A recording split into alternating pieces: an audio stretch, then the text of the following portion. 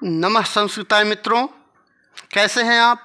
विश्वास है कि आप लोग स्वस्थ होंगे, मस्त होंगे, अपनी परीक्षाओं की तैयारियों में व्यस्त होंगे।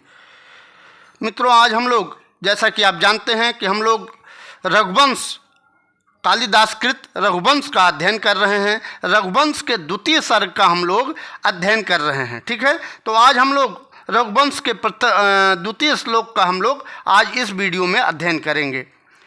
रघुवंश के द्वितीय सर्ग का प्रथम श्लोक जो था, अथ प्रजा नाम अतिपय प्रभाते जाया प्रतिग्राहित गंधमाल्याम बनाए पीते प्रतिबद्ध वत्साम यशोधनो धेनु मृषे मुमोच। तो इस श्लोक का हमने अध्ययन किया। इसमें बताया गया था, क्या बताया गया था कि जब सुबह सुबह राजा दिलीप उठते हैं और अपनी पत्नी से वशिष्ठ ऋषि धेनु जो ऋषि की धेनु है नंदिनी, उस पर अक्षत माला आदि से टीका लगवाते हैं गौ माता को, और दूध पिलाते हुए बछड़े को दूध पिलाने के बाद बांध देते हैं, और बांधने के बाद उस नंदिनी धेनु को वन में चरने के लिए छोड़ देते हैं। ठीक है, मुमोच आया है, मुमोच में छोड़ दिया। ठीक है, उसके आगे आज हम लोग दूसरे श्लोक का अध्ययन करेंगे। मैं हूं मनोज पांडे, आप देख रहे हैं मंगलम मंत्रा चैनल। यह वीडियो उन बच्चों के लिए बेहद महत्वपूर्ण है जो जीआईसी प्रवक्ता या बिहार स्टेट की तैयारियों में लगे हुए हैं, पीजीटी की तैयारियों में लगे हुए हैं। उन बच्चों के लिए ये वीडियो महत्वपूर्ण होने वाली है। तो आइए देखते हैं रघुवंश के द्वितीय सर्ग का दूसरा श्लोक। ठीक है, तो यहाँ दूसरा श्लोक है, तो आइए देखते हैं इस श्लोक को। ठीक है, तस्याखुरन्यास पवित्र पांसुम अपांसुलानाम धुरकीर्तनीया मार्गम मनुष्येश्वर धर्म पत्नी श्रुतेरिवार्थम स्मृति अन्वगच्छत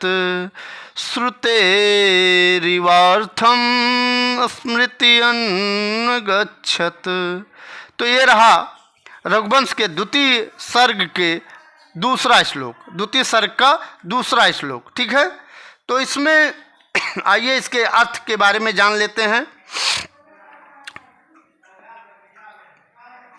यहाँ से तस्याह क्या आया है, तस्याह। ठीक है, तो यहाँ तस्याह से किसका बोध हो रहा है, नंदिनी गौ का, गाय का यहाँ तस्याह से बोध हो रहा है। ठीक है, यहाँ देखते हैं अर्थ को। तस्याह उसके मार्ग का अनुसरण किया।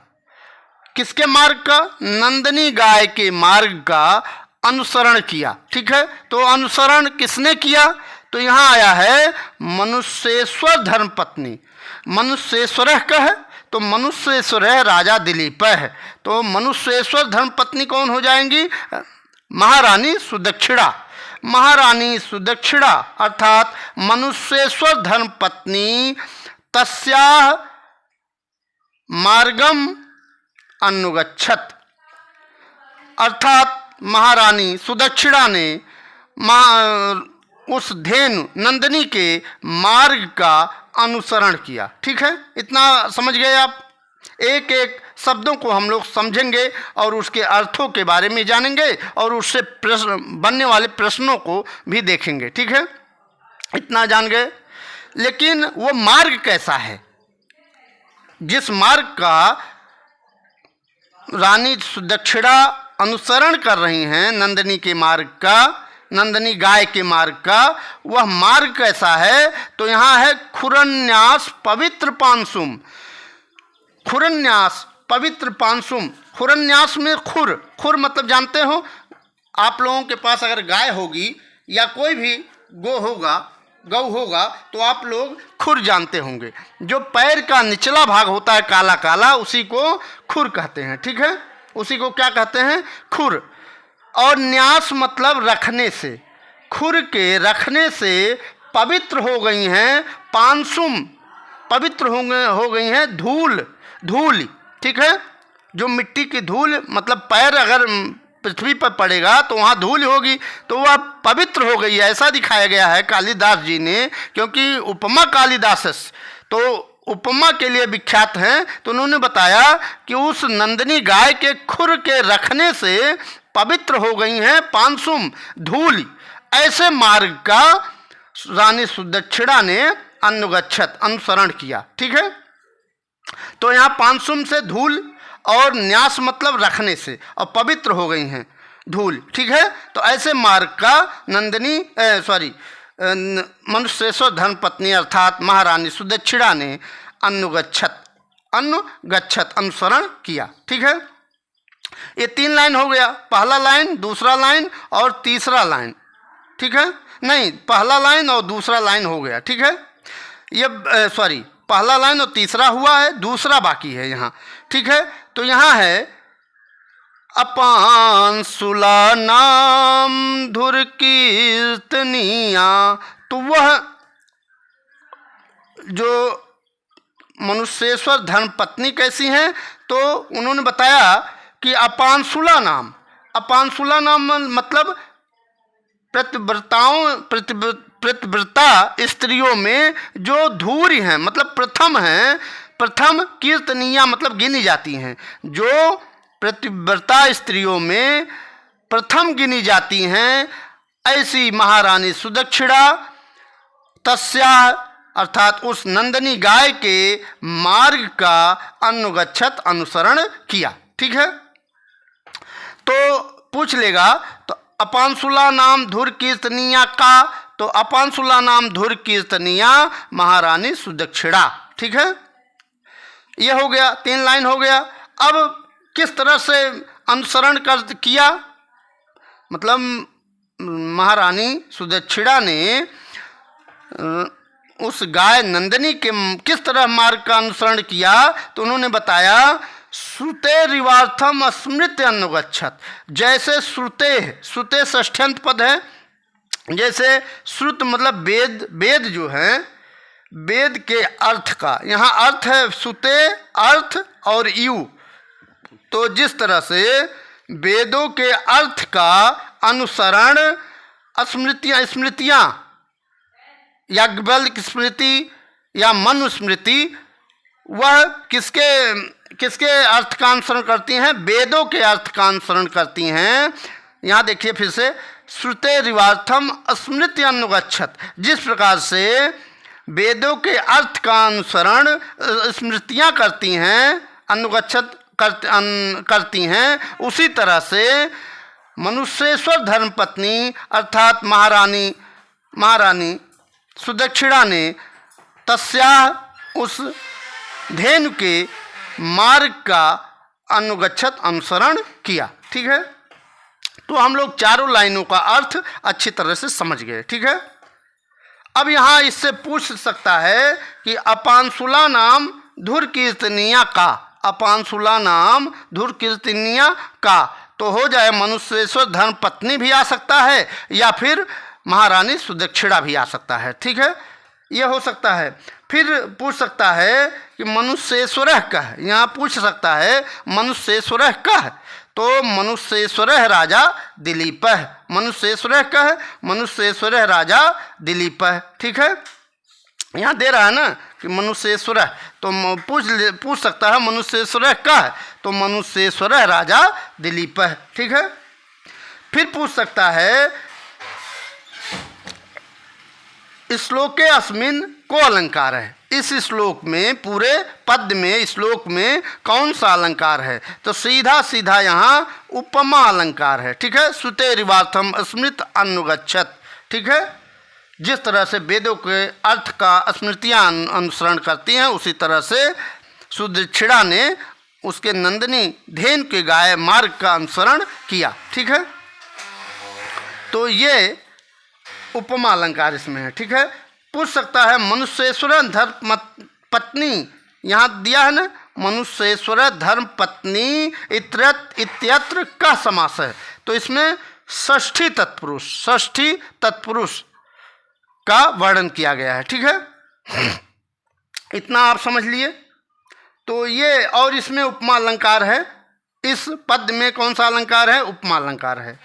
तो इसमें कहीं कोई शब्द ऐसा नहीं छूटा है जिसका अर्थ हम लोग नहीं समझे हैं, ठीक है। यहाँ कीर्तनिया का अर्थ है गिनी जाती हैं, ठीक है। और धूर्य का मतलब प्रथम, सबसे पहले उनका नाम आता है। किसमें? पतिव्रता स्त्रियों में प्रथम नाम किसका आता है? मनुष्येश्वर धर्मपत्नी अर्थात महारानी सुदक्षिणा का, ठीक है। तो आइए आगे देखते हैं। यहाँ वही फिर आ जाता है, अर्थ देखते हैं।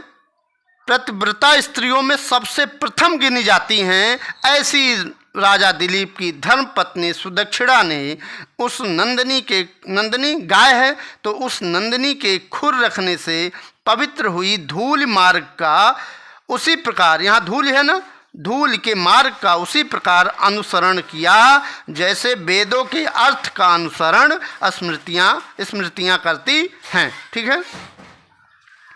आगे देखते हैं। यहाँ पूछ सकता है समास, ठीक है। तो अपानसुलाह हमें पूछ सकता है कौन सा समास है। अपानसुलाह में पूछ सकता है कि अपानसुलाह में कौन सा समास है। तो न पानसुलाह इति अपानसुलाह, इसमें नन तत्पुरुष समास है, न तत्पुरुष समास है, सॉरी न तत्पुरुष समास है अपानसुलाह में, ठीक है। न पानसुलाह इति अपानसुलाह, ठीक है। फिर पूछ सकता है मनुष्येश्वरः में कौन सा समास है। तो मनुष्याणाम ईश्वरः मनुष्येश्वरः, इसमें षष्ठी तत्पुरुष है, ठीक है। फिर पूछ सकता है, क्या पूछ सकता है कि खुरन्यास पवित्र पांसुम, खुरन्यास पवित्र पांसुम में कौन सा अलंकार है। तो इसमें बहुब्रीहि समास है। कैसे? इसका विग्रह कैसे होगा? खुरन्यासै पवित्राः पांसो यस्य सः, खुरन्यास पवित्र पांसुम, तो यह इसमें सीधा सीधा बहुब्रीहि समास दिखाई देता है, ठीक।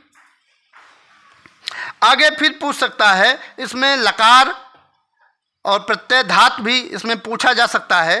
तो यह पूछ सकता है कि इसमें कौन सा अपानसुला नाम हम पढ़ करके आए हैं, लेकिन इसमें अगर पूछ सकता है कौन सा प्रत्यय है तो लच और टाप प्रत्यय है, ठीक है। और इसमें षष्ठी बहुवचन का प्रयोग अपानसुला नाम में किया गया है, ठीक। फिर पूछ सकता है अनुगच्छत में अनुपसर्ग और गम धातु और लंग लकार प्रथम पुरुष एक वचन का वर्णन किया गया है, ठीक है। एक वचन का प्रकृत प्रत्यय है, ठीक है। अनुपसर्ग है, गम धातु, अनुगच्छत में गम धातु है और लंग लकार मतलब भूतकाल वाला, ठीक है। लंग लकार और प्रथम पुरुष एक वचन का रूप है, ठीक है। फिर सुते षष्ठ्यंत पद है। ये क्या है? सुते मतलब वेद, ठीक है। श्रुत शब्द है और श्रुत से श्रुते बना है, ठीक है। षष्ठ्यंत पद है, ठीक। तो आज मित्रों यहीं तक।